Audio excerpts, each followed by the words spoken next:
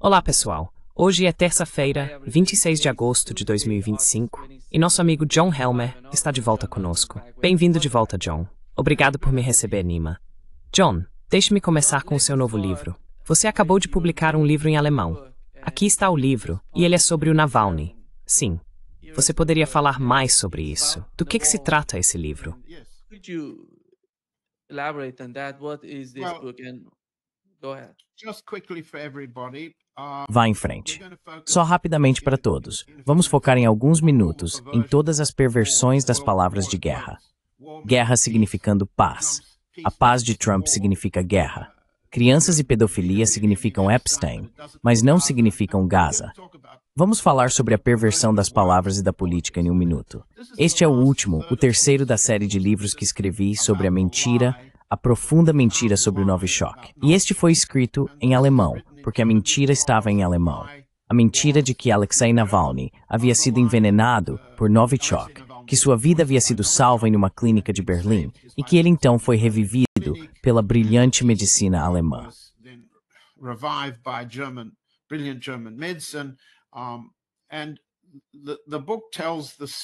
E o livro conta a história de como o governo alemão usou Navalny e a mentira do Novichok para preparar o povo alemão para a guerra contra a Rússia. Seu significado em alemão, o complexo Navalny-Novichok, uma crônica de uma encenação, de uma falsificação, de uma fabricação. É o último da série porque o segundo, Viva Novichok, o veneno britânico que enganou o mundo, tratava de como o governo britânico usou a mentira do Novichok sobre a Rússia para abrir caminho para a guerra, preparar a opinião pública, dominar a mídia com a narrativa de que a Rússia era má e estava atacando em território britânico.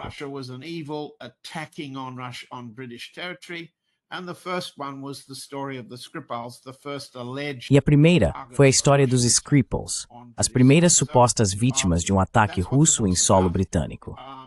É sobre isso que trata o livro. Infelizmente, por enquanto, ele está disponível apenas em alemão, porque a Alemanha é atualmente o centro do rearmamento da Europa em uma nova guerra contra a Rússia, liderada pelo pequeno chanceler Friedrich Merz. Mas os crimes de mentir e preparar a guerra foram cometidos por Merkel e pelo diretor do BND, Bruno Kahl. Kahl ainda é o chefe do BND. E o BND e o regime de Merz assustam, aterrorizam e reprimem leitores, escritores e a mídia alemã. Então tá aí para aqueles de nós que querem ver o fim da história do Novichok e da mentira do Novichok. É sobre isso que se trata.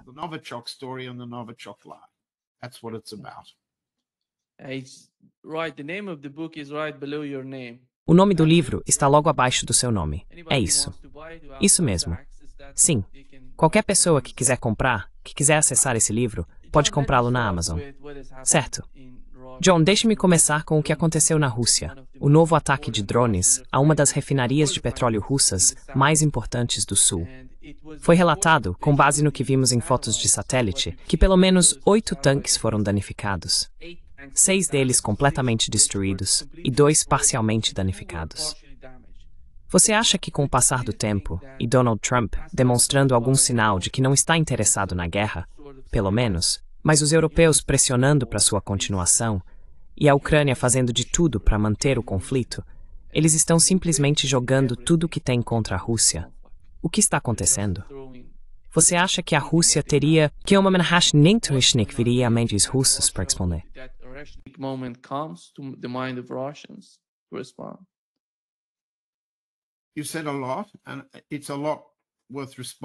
Você disse muita coisa e tudo merece uma resposta. Então deixe-me tentar abordar ponto por ponto. Houve 2 grandes novos ataques de drones ucranianos. Um em Saratov, no sul, e outro no norte, em Ust-Luga, o porto próximo a São Petersburgo, que teve como alvo a planta de liquefação de gás da Novatek.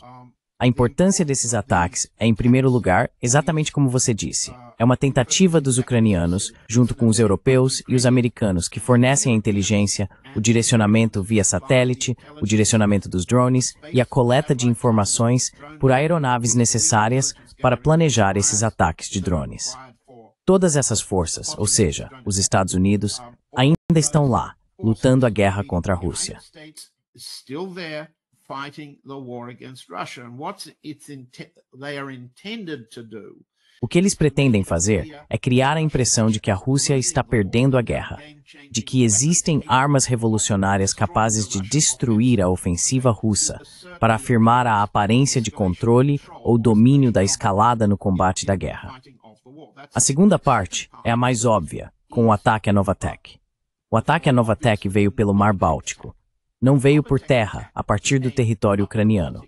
Essa é uma distância de mais de 900 quilômetros, e não há indicação de que os ucranianos, embora divulguem, especialmente na imprensa americana, sua capacidade de fazer isso, realmente o tenham feito. O que aconteceu foi um ataque pelo Mar Báltico. Was a Baltic Sea attack. That means Germany. Isso significa que a Alemanha, Estônia, talvez Letônia, definitivamente Finlândia e talvez Suécia estiveram todas envolvidas na operação de drones de ataque ucranianos no Mar Báltico. Isso representa uma escalada significativa no Báltico por parte desses estados inimigos. E repito, a Finlândia está se tornando um estado combatente ativo na guerra. Não é apenas o presidente da Finlândia, Stubb, parceiro de golfe do presidente Trump, aparecendo na reunião da semana passada com Zelensky no Salão Oval e outros europeus. Não é só o Stubb aparecendo. Stubb, o jogador de golfe, amigo do Sr. Trump. Agora é a Finlândia agindo dentro de uma capacidade ativa de ataque da OTAN. Agora, ambos esses ataques não têm absolutamente nenhum significado estratégico ou operacional no curso da guerra.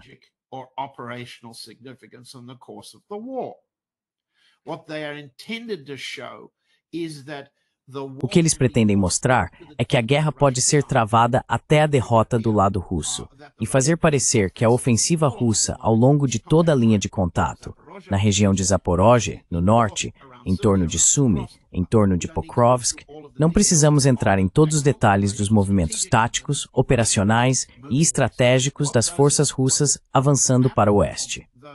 O que o mapa dessas operações nos mostra é que a Rússia está vencendo a guerra.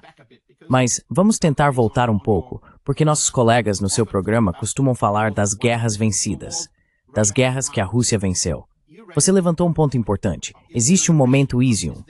Existe uma derrota decisiva e final do lado inimigo. Agora, esse é realmente um ponto importante a se perguntar. Nós já destacamos o momento Izium como um ataque decisivo que forçaria os ucranianos a capitular.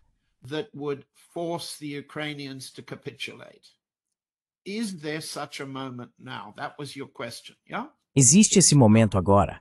Essa foi a sua pergunta, certo? Agora, na minha opinião, o lado russo está ganhando tempo. Explicamos isso na semana passada. Explicamos isso como parte do esforço do presidente Putin no Alasca para tentar verificar, sem mais ambiguidades de pessoas como Witkoff ou Rubio ou qualquer outro americano, supostamente reportando ao Trump, o tomador de decisões. Sem mais dúvidas, Trump entende qual é a estratégia de guerra da Rússia. Ele entende quais são os termos de negociação. É possível negociar o fim desta guerra com Trump com base na segurança indivisível? Ou seja, a Ucrânia não pode ser mantida como uma plataforma de guerra para o futuro. Não se pode permitir isso.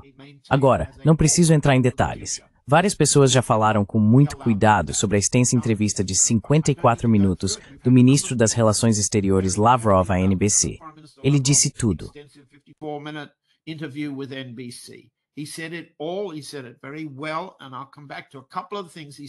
Ele disse isso muito bem. E vou voltar a alguns pontos que ele mencionou em um minuto, porque eles se relacionam ao momento de Izium. O que a Rússia tem no momento é um controle de escalada indiscutível.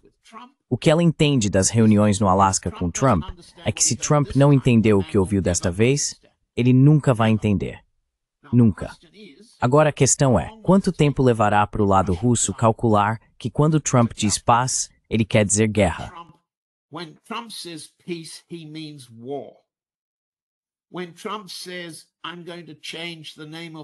Quando Trump diz, vou mudar o nome do Departamento de Defesa para Departamento de Guerra, quando a Sra. Trump apresenta uma carta ao presidente Putin descrevendo o crime de sequestro de crianças. Não exatamente, ela não disse isso na carta, mas a intenção era dizer que o lado russo está sequestrando crianças da Ucrânia. Quando o amor pelas crianças, por parte da família Trump, na verdade significa pedofilia nos altos círculos dos Estados Unidos e de Israel. Podemos voltar a esse ponto também. As palavras são sempre invertidas. Em que momento a estratégia russa reconhece que o que o lado americano diz é uma mentira? Significa o contrário. Agora, o ministro das Relações Exteriores, Lavrov, disse algo muito interessante. Estou procurando o texto. Said something very interesting. I'm looking around for the text. During the interview with NBC, Durante a entrevista com a NBC, Lavrov teve que lidar com uma correspondente da NBC que não estava ouvindo o que ele tinha a dizer. E ele precisou repetir o mais educadamente possível. Ouça o que estou dizendo. Ele disse o seguinte, que é muito interessante. Ela perguntou, se você realmente está interessado na paz, por que está bombardeando civis na Ucrânia e uma fábrica americana na Ucrânia? Eis o que ele respondeu. Trata-se de uma fábrica supostamente na fronteira húngara da Ucrânia, ou seja, no oeste. Lavrov disse, se você acredita que se há capital americano em uma empresa usada para produzir armas para matar russos, e você acredita que seja americano, seja húngaro, seja de quem for o capital, isso dá impunidade àqueles que constroem armas para nos matar. Eu não penso assim, disse Lavrov. I don't think so, says Lavrov. I don't think this is fair. Eu não acho que isso seja justo. Isso é uma espécie de, eu diria, imperialismo. Agora, venho ouvindo o Sr. Lavrov há muitos anos. Não o ouvi dizer imperialismo por um americano há muito tempo, se é que já disse.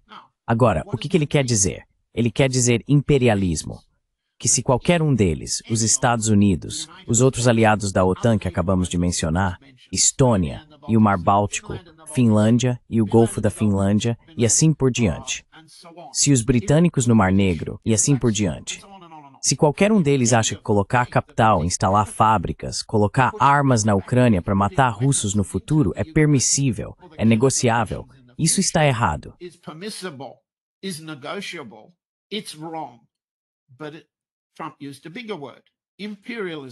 Mas Trump usou uma palavra ainda mais forte, imperialismo, certo? Isso mostra que há uma compreensão genuína, não muito discutida na TASS, na RIA Novosti e certamente não na RT, de que os russos que comandam essa guerra entendem que é uma guerra longa, não curta, uma guerra imperialista contra a Rússia. E este é o estágio atual dela. Já falamos sobre isso antes, Nima.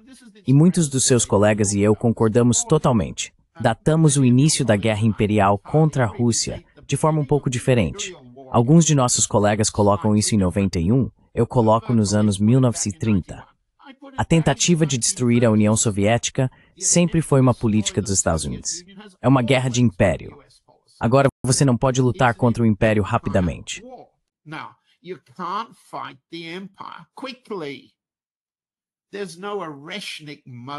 Não existe um momento de racionamento em que você dispara uma arma capaz de decapitar o império. Não é possível. É uma ilusão. Então, voltando, se Lavrov, o ministro das Relações Exteriores da Rússia, está articulando muito bem para uma rede americana, quais são os objetivos russos? Quais são as posições de negociação da Rússia? Chama a guerra de imperialismo e alerta. Não pense que você pode ter garantias de segurança, o fortalecimento de um aparato de defesa, a criação de fábricas de drones para matar russos no futuro. Não pense que pode haver mais guerra depois com base em um cessar-fogo e uma reunião com Zelensky agora. Impossível. Ok, mas se essa é uma guerra imperialista, como pode haver um fim para ela?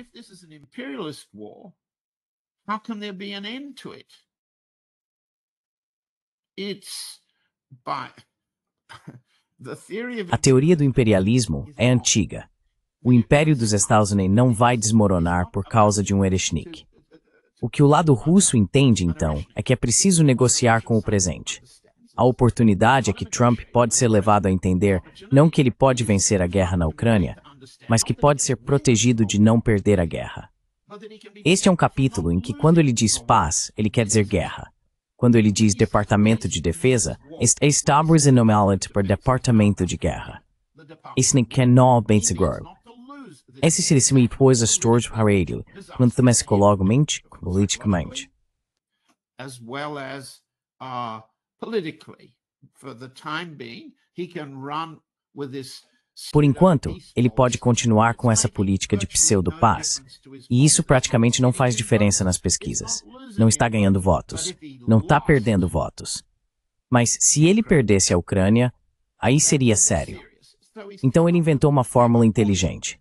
No que diz respeito a impérios, não é nada original. Os romanos faziam isso, os gregos faziam isso. Não há nada de original. Os bizantinos faziam isso. Todo mundo já tentou. Você faz com que as pessoas que você protege paguem para serem protegidas. É uma extorsão, uma chantagem, é criminoso. Envolve suborno e força para fazer com que seus amigos paguem para serem protegidos de você mesmo.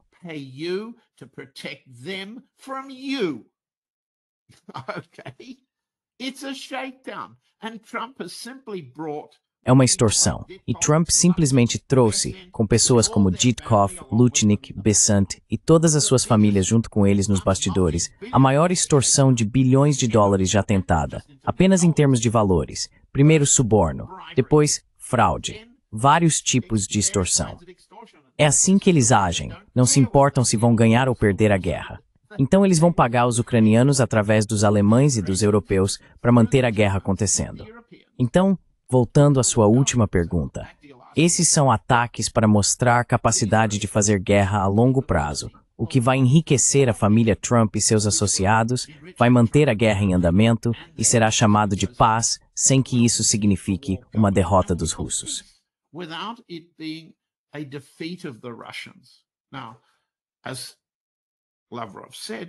Agora, como Lavrov disse, como combatemos isso? Ele não disse à NBC como você combate isso. Mas você fez a pergunta. Você pode combater isso disparando um Iskander ou vários Iskanders? Bem, isso é uma arma de decapitação. É uma arma muito incomum. Deveria servir para dissuadir os alemães, todos dentro do alcance. Certamente os finlandeses, os estonianos, os letões, os alemães e assim por diante. Se isso não os dissuadir, não faz muito sentido dispará-la agora. Em segundo lugar, todos os alvos que fazem parte da máquina de guerra ucraniano-americana, fabricação de drones e assim por diante, podem ser atingidos e destruídos por armas russas já existentes, que são mais baratas. E é isso que está sendo usado. Portanto, a questão da decapitação ainda não se coloca.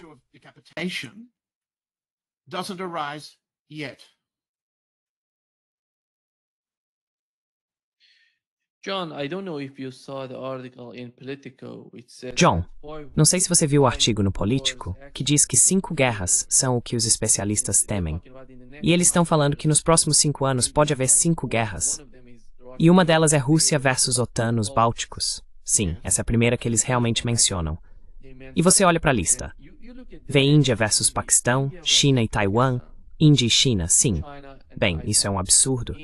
Coreia do Norte e Coreia do Sul. De alguma forma, sabemos que a Índia disse não aos Estados Unidos. Eles vão comprar petróleo russo, energia russa. Eles não se importam com isso.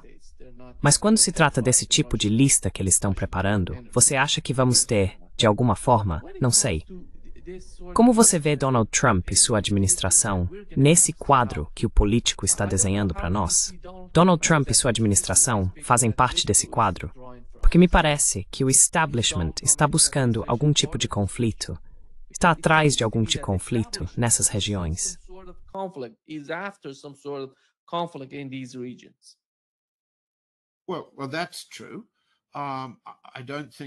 Bem, isso é verdade. Eu realmente não sei nada sobre o Político. Quase nunca leio. Ninguém que está ouvindo precisa ler o Político para entender o que o governo Trump está fazendo. Pelo que você disse, eles deixaram de fora a guerra Irã-Israel, não foi? Deixaram de fora a guerra árabe-israelense. Deixaram de fora a guerra Tailândia-Camboja. Convenientemente, deixaram de fora todas as chamadas guerras pelas quais Trump se autodenomina pacificador para se qualificar ao Prêmio Nobel da Paz. Vamos colocar desta forma. Quando impérios lutam, há muitas pequenas guerras na periferia, porque a grande cara agora com armamentos nucleares pode destruir todo mundo.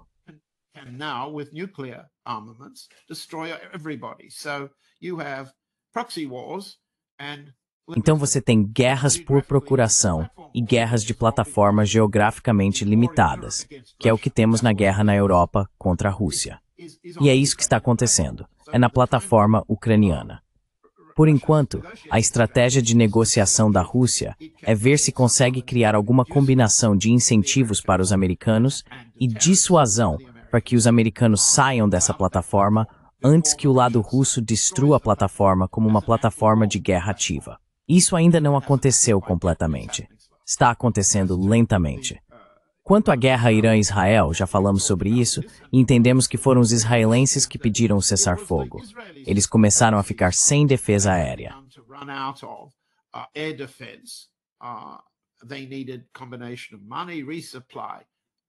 Eles precisavam de uma combinação de dinheiro, reabastecimento e assim por diante. E precisavam de tempo para se reconstruir, enquanto o Irã também precisava de tempo para se reconstruir e reconfigurar suas defesas, em cooperação especialmente com a Rússia. Também falamos sobre como isso poderia se espalhar para o Azerbaijão e a Armênia, mas não há fim para isso. Seja indo para os Balcãs e observando a guerra que está sendo estimulada, longe de ser a primeira vez, entre a Sérvia e os kosovares.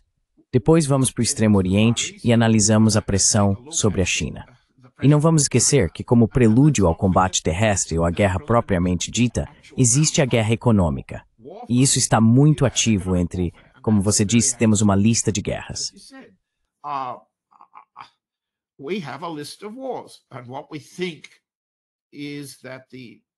O que pensamos é que o subsecretário de Defesa para a Política do Pentágono, Elbridge Colby, junto com seu sócio, delineou um sistema ou uma sequência de guerras para que os estados possam lucrar com cada uma delas individualmente, sem exceder sua capacidade de combate. Porque o princípio é ganhar dinheiro enquanto pudermos, mas nunca mostrar que podemos perder. Então, precisamos sequenciar as guerras do ponto de vista de Colby, de acordo com nossos compromissos. Assim, sempre pareceremos estar vencendo, porque isso faz parte do nosso esquema de extorsão. Você não pode extorquir pessoas que não têm mais medo de você. Se uma combinação de defesas aéreas russas, indianas, chinesas, iranianas e iemenitas provasse ser muito mais capaz e a um preço mais baixo do que o chamado sistema Patriot, no qual Israel e os Estados Unidos confiam, e Trump vive dizendo o quanto o Patriot é valioso, quem iria comprá-lo?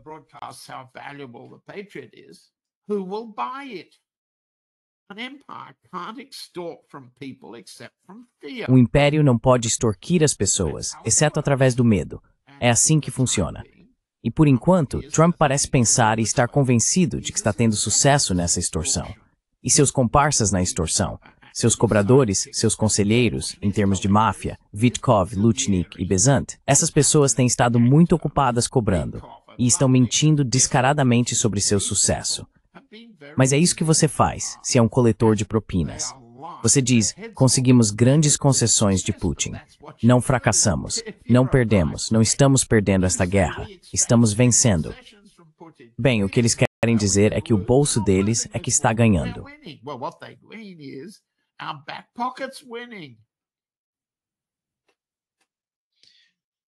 John, J.D. Vance, in his latest interview, said that J.D. Vance disse em sua última entrevista que acredita que a guerra na Ucrânia vai continuar por pelo menos mais 6 meses.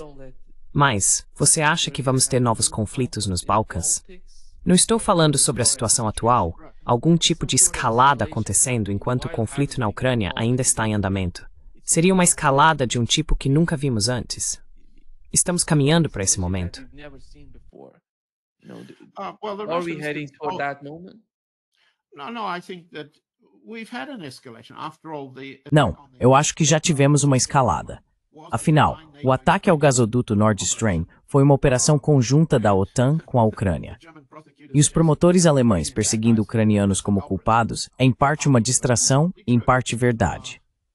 O único perdedor nessa nova forma de fabricação alemã é Seymour Hersh, que fez uma fortuna considerável contando uma história diferente. O Báltico tem sido uma zona de guerra ativa do ponto de vista polonês, alemão, finlandês e da OTAN. Eles fazem exercícios com cenários agressivos o tempo todo. E você e seus colegas já mencionaram aquelas declarações de um general americano, cujo nome eu esqueci, sugerindo que um dos cenários seria eliminar Kaliningrado, se não me engano.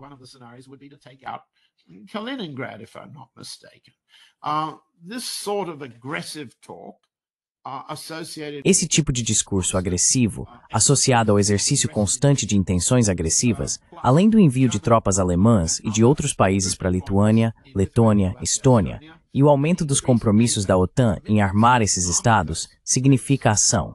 E sim, é uma escalada, e sim o lado russo percebe isso. E o que seria sensato? Quero dizer, sei que muita gente quer ouvir esse podcast e sair pensando, o nosso lado está vencendo, e tudo vai acabar em alguns meses. Guerra de império vai além da nossa vida, ok? Guerra de império leva muito tempo.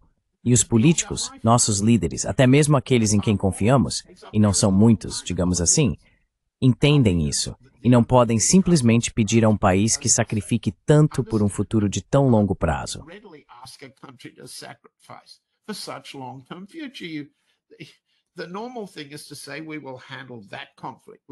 O normal é dizer, nós vamos lidar com esse conflito, vamos encerrar esse conflito. E do ponto de vista russo, ainda existe essa crença subjacente de que Trump pode ser dissuadido de perder. E se ele entender, pode receber algumas vitórias de relações públicas em troca de concessões. Agora veja, por que a visão russa sobre isso seria diferente da ocidental? Acabamos de ver o presidente coreano, qual é o nome dele? Yoon Suk-yeol esteve na Casa Branca esta semana. Foi um exercício maravilhoso de suborno. Quero dizer, lá está ele.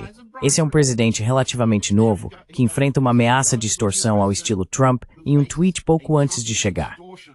E o que ele anuncia? Tem os papéis aqui.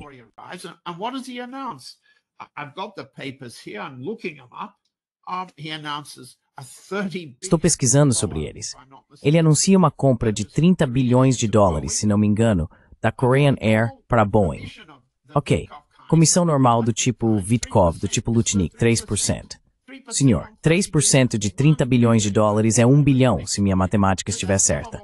É uma quantidade enorme de dinheiro que os coreanos acabaram de desembolsar para os americanos. E tudo isso para deixar Trump satisfeito por não perder. Então, se os coreanos podem fazer isso, por que todo mundo não pode? Bem, a resposta é que os russos podem, mas os canadenses não. Mark Carney, o primeiro-ministro, que disputou uma eleição, ganhou um partido, ganhou uma eleição, chegou ao poder no Canadá e, lutando pela soberania canadense contra Trump, cede em todas as questões. O homem é um mentiroso. O homem prova que alguns estados vassalos não aprendem a lição coreana. Ok, com o que Carney pode subornar os Estados Unidos? What can Carney bribe the United States with? He drops retaliatory tariffs. Ele elimina as tarifas retaliatórias e os canadenses são recompensados por Trump, que diz, gosto do Sr. Carney. Isso é, na verdade, apenas demonstrações muito limitadas de diferentes países, chegando a diferentes conclusões sobre como lidar com o nível de extorsão e pressão de Trump. Se eu responder à pergunta, cada um desses estados bálticos vai fazer a mesma coisa, alguns com mais sucesso do que outros. Isso faz diferença para a estratégia russa? Não, não realmente, porque já ouvimos Lavrov. Estamos enfrentando o império, ele diz. Se vocês acham que podem colocar um drone, uma fábrica de drones ucraniana ou uma base de drones na costa finlandesa, na costa estoniana, e depois lançá-los contra nós, vamos atrás de vocês. Mais cedo ou mais tarde, vamos atingir vocês.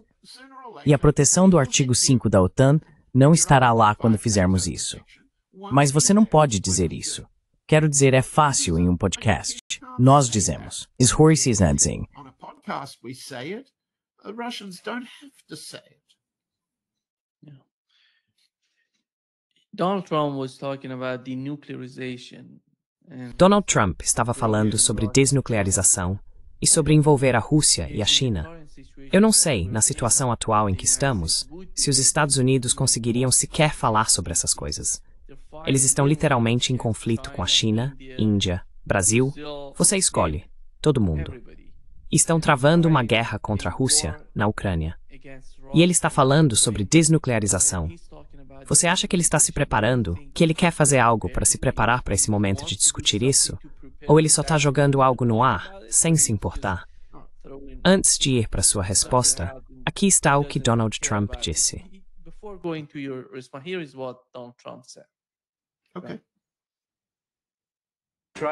Certo. O que estou tentando fazer com a Rússia e com a China é a desnuclearização. E isso é muito importante. Uma das coisas que discuti com o presidente Putin outro dia Não foi só isso, foram outras coisas também. E acho que a desnuclearização é um objetivo muito grande, mas a Rússia está disposta a fazê-lo, e acredito que a China também estará disposta. Não podemos deixar que as armas nucleares se proliferem. Temos que parar as armas nucleares.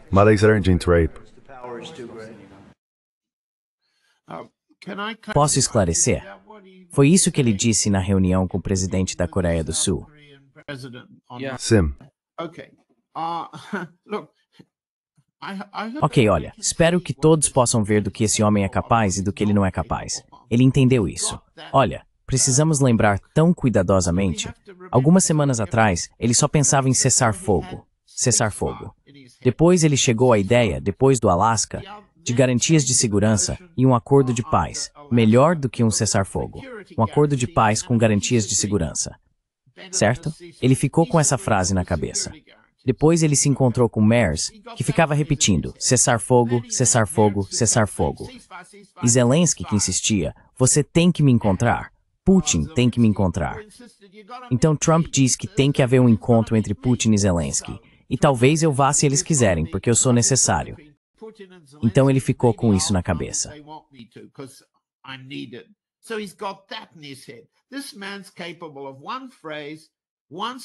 Esse homem é capaz de dizer apenas uma frase, um slogan de cada vez.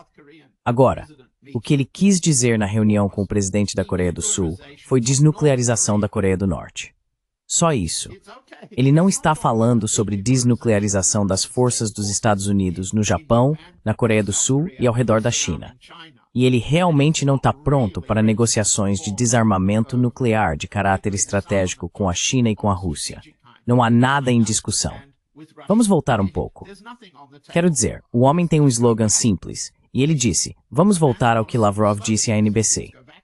Ele disse, você quer que o presidente Putin se encontre com o senhor Zelensky, o governante de fato do regime. Ok, nós dissemos, isso é ótimo. Vamos fazer isso.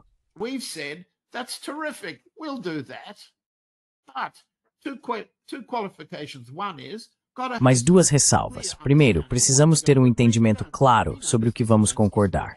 Sabemos que o Sr. Zelensky é um bom ator. Sabemos que ele gosta de peças teatrais. Ele pode pular por aí com vários órgãos em pianos. Mas precisamos nos preparar. Então, Lavrov nos lembra que na última rodada em Istambul, ficou acordado que haveria 3 grupos de trabalho. Lavrov repetiu isso com Rubio: militar, diplomático, humanitário. E anteontem, ele lembrou à NBC.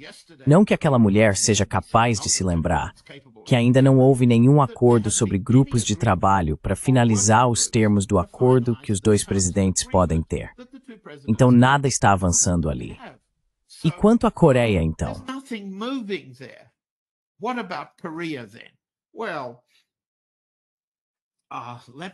Bem, deixe-me ler para você o que a mais séria formuladora de políticas asiática, a mais séria e clara, disse da RPDC, Coreia do Norte. Esta é Kim Yo-jong. Ela é a irmã do líder da Coreia do Norte. Ela é a articuladora mais dura e clara da política coreana. Ela disse, desculpe, Kim Yo-jong. Sim, Kim Yo-jong é a irmã. Kim Jong-un é o irmão dela. Ela diz, Lee Jae-myung não é o tipo de homem que vai mudar o curso da história. Ela chamou a Coreia do Sul de cão fiel de Washington, acusou Lee de falar bobagens e disse que seu governo mantém, aspas, uma natureza fedorenta de confronto envolta em uma embalagem de paz.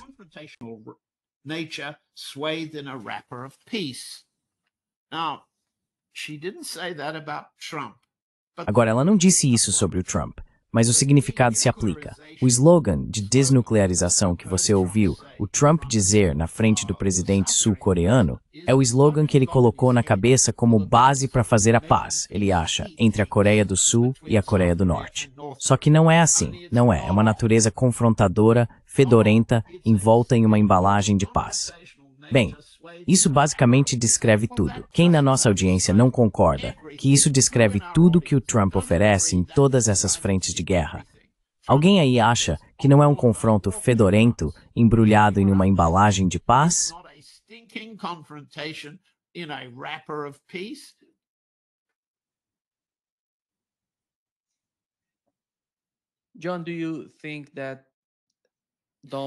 John, você acha que Donald Trump Você disse que a palavra cessar-fogo, de alguma forma, desapareceu da retórica por parte do presidente dos Estados Unidos e de sua administração. E quanto à reunião com Zelensky? Quem é Zelensky? Você acha que nós vimos a resposta do ministro das Relações Exteriores da Rússia, Lavrov? Ele disse que consideram Zelensky como o presidente de fato da Ucrânia. Sim, foi isso que ele disse. Mas ele apresentou algum tipo de pré-condições antes de ir para essa reunião. Sim, eu acredito que nenhuma dessas condições seria aceita por Zelensky e pelas pessoas que o apoiam. Concordo com você. Sim, parece que isso significa que a reunião nunca vai acontecer? E Donald Trump não pode fazer nada a respeito porque Zelensky está pressionando por isso. Os europeus estão apoiando Zelensky e a Rússia não está interessada nisso. Eu não sei. Donald Trump vai desistir do que estava pedindo? Is Donald Trump going to give up on what he was asking for? Well, Bem, acho que você caracterizou exatamente de forma correta. A questão realmente é que houve um cessar-fogo como uma armadilha. Os europeus e Zelensky esperavam que a Rússia dissesse não, por razões bastante óbvias, e eles disseram que só poderiam discutir em preparação para um acordo sobre os termos. Não pode haver cessar-fogo sem um acordo de paz. Caso contrário, cessar-fogos. Até o Trump entendeu essa mensagem. Então, a armadilha criada para manter a guerra em andamento, mas fazer parecer que Putin é o responsável por bloqueá-la, foi o cessar-fogo. Isso acabou, mesmo que Merz tenha continuado tentando na última segunda-feira. Agora, a ideia de uma reunião com Zelensky foi aceita por Putin, desde que seja devidamente preparada.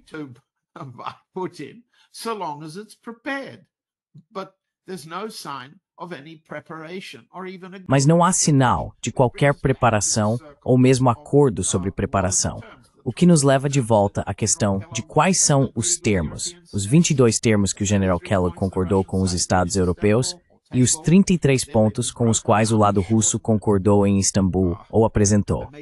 Depois eles foram desmembrados, encurtados, simplificados e colocados em uma sequência. Tudo isso faz com que o gatilho não acione mais nada. Então chegamos à pergunta que você fez. O que J.D. Vance quer dizer com uma guerra que continua por 6 meses e o que ele vai fazer a respeito se ela continuar? Bem, já ouvimos Trump dizer, olha, 2 ou 3 semanas aqui, 2 ou 3 semanas ali. Então levamos a sério. Isso remete às ameaças das sanções esmagadoras de levar a idade da pedra do Lindsey Graham contra a China, Índia, Estados Unidos e assim por diante. And so on and so on.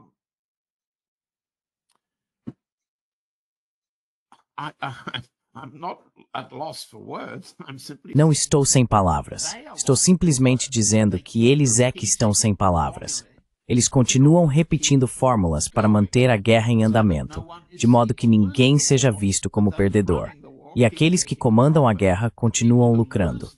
Quem perde a guerra são os ucranianos que perdem suas vidas, os russos que perdem suas vidas. Eles são os perdedores dessa guerra. Mas os gatilhos já nem são mais gatilhos críveis. Mas vamos voltar a outro problema.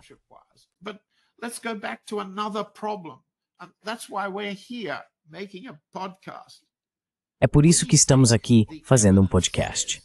Achamos que as evidências mostram que a Rússia venceu a guerra, que a plataforma ucraniana foi destruída como uma futura base para atacar a Rússia, que a Rússia finalmente, depois do golpe de 2014, depois da guerra civil na Ucrânia, que tirou a vida de mais de 18 mil pessoas no Donbass, e assim por diante. Depois de tudo isso, a Rússia finalmente, usando a fórmula de uma operação militar especial, destruiu essa capacidade. Nesse processo, mostrou que pode destruir qualquer arma que os Thousand Disease e a OTAN possam colocar em campo. Certo? É nisso que acreditamos ter chegado. Mas o outro lado diz diariamente aos seus eleitores que está vencendo a guerra. E é aí que entramos, não é? Entramos com um ataque de drone em Saratov e um ataque de drone da Novatek em Ust-Luga. Drone attack. The other side keeps saying, we've got a game changer. O outro lado continua dizendo, temos um divisor de águas, os ucranianos podem construir seu Flamingo. E o lado russo diz, e essa é uma fonte que me contou, então os espertos de Hockley conseguiram fazer o Aggregate 4, que era o foguete de longo alcance V2 de Hitler. Os russos têm desprezo sério e profissional, pelo que os ucranianos chamam de Flamingo, seu drone de ataque de 2.000 quilômetros. Assim, o lado russo está confiante de que pode manter o controle da escalada, mas eles não conseguem vencer uma guerra de propaganda. Então aqui estamos nós, tentando lidar com o fato de que o outro lado diz, estamos vencendo, e nós dizemos, vocês estão perdendo. Os fatos no terreno mostram isso. O outro lado diz que há novos fatos no terreno.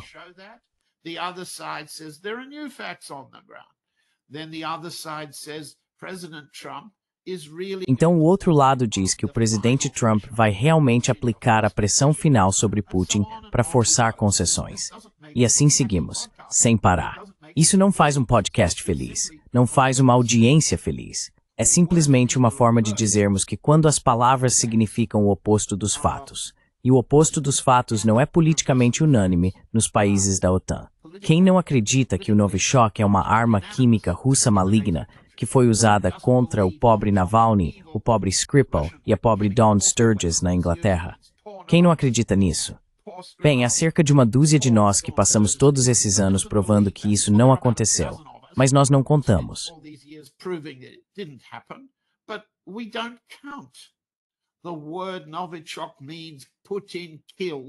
A palavra Novichok significa Putin mata, e isso não é uma vergonha. Não é um fracasso político para o lado russo, o lado chinês, o lado indiano, o brasileiro, o sul-africano, a aliança com o Irã e a Coreia do Norte. Não é nosso fracasso que o mundo não acredite em nós. É que o mundo não conta. Ele não consegue mais impor sua guerra.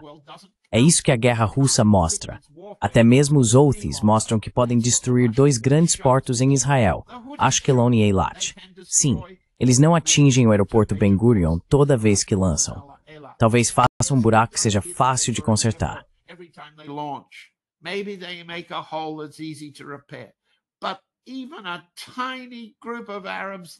Mas mesmo um pequeno grupo de árabes, como os do Iêmen, sob intenso ataque britânico, americano e israelense, pode causar um dano ao inimigo em uma escala muito além do que qualquer um poderia imaginar. Certo. Então, a guerra de propaganda está sendo vencida pelos dois lados, mas isso não conta. O que conta é a força. O dinheiro conta. E mais cedo ou mais tarde, a aliança entre Rússia, China e Índia será capaz de provar que essa extorsão é uma operação de suborno de curtíssimo prazo. Grande pelos padrões americanos, mas não mais bem-sucedida do que o uso de suborno, armas e afins por Biden no palco. Então, estou tentando dizer algo que possa ser realisticamente otimista para o nosso público. Ao mesmo tempo em que precisamos aceitar que, não importa o que digamos, o outro lado vai transformar isso no oposto.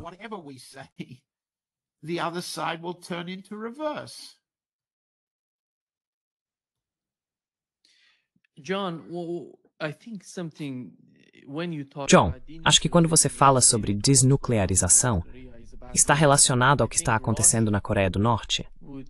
Acho que a Rússia não concordaria com Donald Trump em entrar na Coreia do Norte, porque a Coreia do Norte é, de certa forma, um tipo de equilíbrio para a Rússia.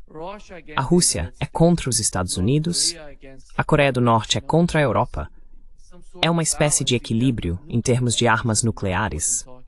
Você sabe do que estou falando. A Rússia trouxe a Coreia do Norte para ter um Estado armado nuclearmente como parte de um acordo estratégico entre os dois países. Isso é muito importante para a Rússia, para o futuro do que está acontecendo naquela região. E quando Donald Trump fala sobre desnuclearização, ele não está falando dos europeus. Ele está falando dos Estados Unidos, junto com a Rússia. Pelo que eu sei, não ouvimos nada de Vladimir Putin sobre desnuclearização. Qualquer tipo de conversa que possa ter acontecido nos últimos 6 meses, não ouvimos nada a respeito. Nada at all. Sim, e de alguma forma ele está argumentando que Putin concordou com isso. Você acha que a Rússia, como a Rússia vê se Donald Trump seguir nessa direção, indo até Kim Jong-un para falar sobre armas nucleares?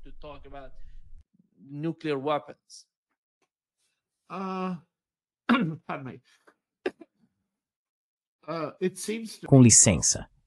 Me parece que a política russa de longa data é se preocupar com conflitos nucleares em suas fronteiras, porque a radiação atravessa a linha, não é? A Rússia nunca ficou satisfeita com a proliferação de armas nucleares na Índia e no Paquistão. Também não está satisfeita com a proliferação de armas nucleares israelenses se aproximando do Irã. Por isso tem adotado uma postura mais protetora em relação ao Irã agora do que antes, considerando que pode haver uma base para manter um programa nuclear iraniano sem armas nucleares. Essa tem sido a posição do Putin, e podemos debater sobre isso, mas talvez agora não seja o momento. Com relação aos norte-coreanos, eles já passaram de fase.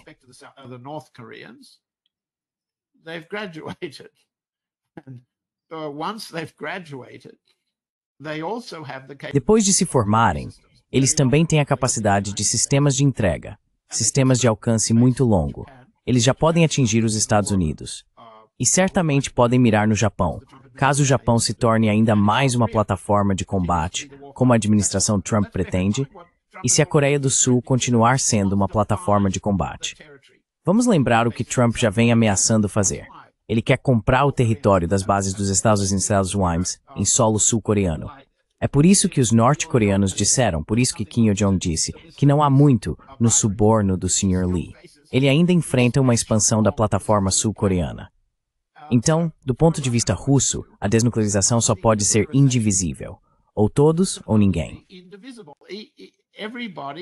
Or nobody at all.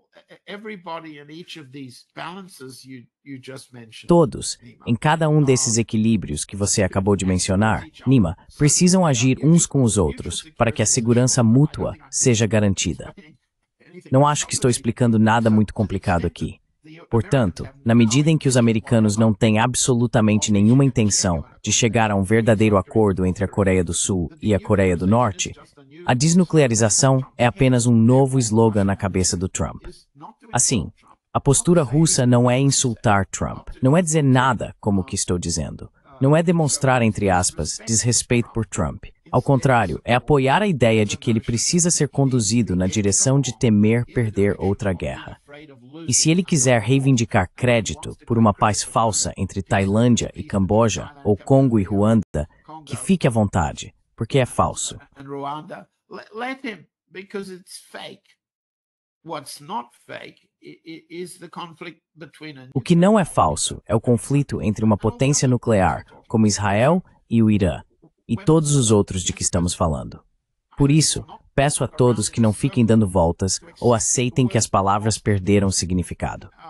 E o presidente, que na maioria das vezes não entende o significado das palavras que usa, se você juntar isso a alguns criminosos experientes, artistas da extorsão como Stephen Witkoff e Howard Lutnick, esses são artistas da extorsão, são corruptos e por isso mentem descaradamente. A questão é se você os suborna, isso para me afastar um pouco da sua pergunta. Suponha que você os suborne, que é o que o Paquistão fez.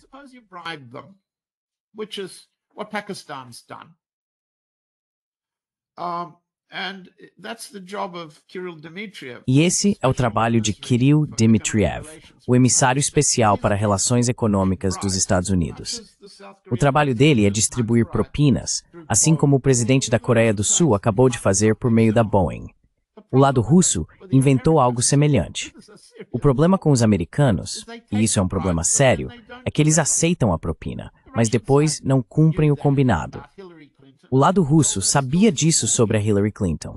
Já contei essa história aqui antes, em que ela aceitou a propina de vários milhões para garantir que a GM vendesse a Opel para uma combinação entre Alemanha e Rússia. E ela pegou o dinheiro e depois voltou atrás no acordo. Por isso, existe um método específico de recebimento de propinas na Rússia, que garante que o outro lado cumpra o prometido.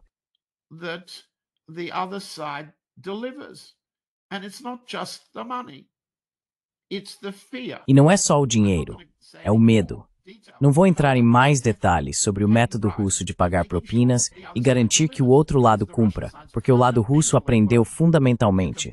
Você pode subornar americanos, mas eles não cumprem. Então, como fazer com que eles cumpram agora? Se os coreanos dizem que vão construir mais navios, comprar mais aviões, que a Hyundai vai investir centenas de milhões de dólares nos Estados Unidos, eles vão colocar o dinheiro nas mãos dos Estados Unidos e torcer pelo melhor. Bem, não acho que chineses, indianos e russos estejam em posição de dizer, vamos torcer pelo melhor. Porque torcer pelo melhor não é uma abordagem que se adota com o império em guerra.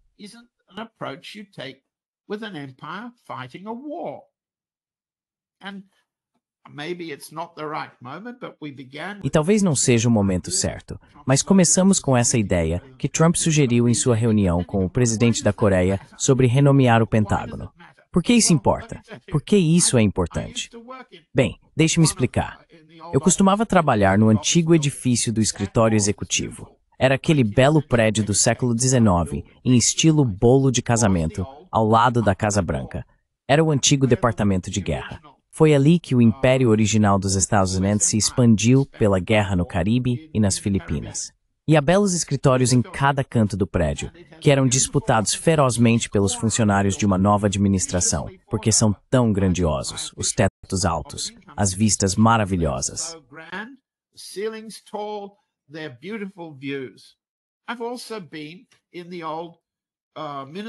Eu também já estive no antigo Ministério da Guerra em Londres.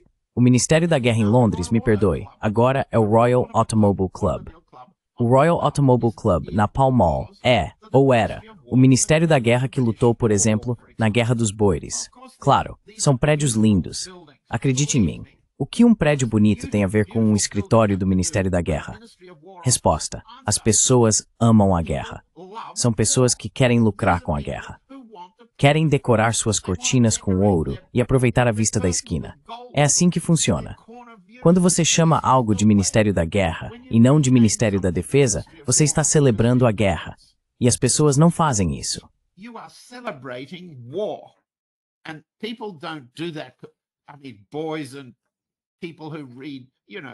Quero dizer, meninos e pessoas que leem, adolescentes ou crianças pequenas que jogam videogame, podem celebrar uma guerra desse tipo. Mas os verdadeiros amantes da guerra querem ganhar dinheiro e não querem morrer. Então você tem esses prédios chamados Ministério da Guerra. Bem, isso é um símbolo que precisamos levar a sério quando Trump explica como vencemos a Primeira Guerra Mundial, vencemos a Segunda Guerra Mundial. É errado chamar o Pentágono de Departamento de Defesa. É o Departamento de Guerra. Por quê? Porque vamos vencer todas as próximas. Essas pessoas precisam ser entendidas como amantes da guerra, que realmente gostam disso. Cadeiras bem confortáveis nesses escritórios que eles querem renomear.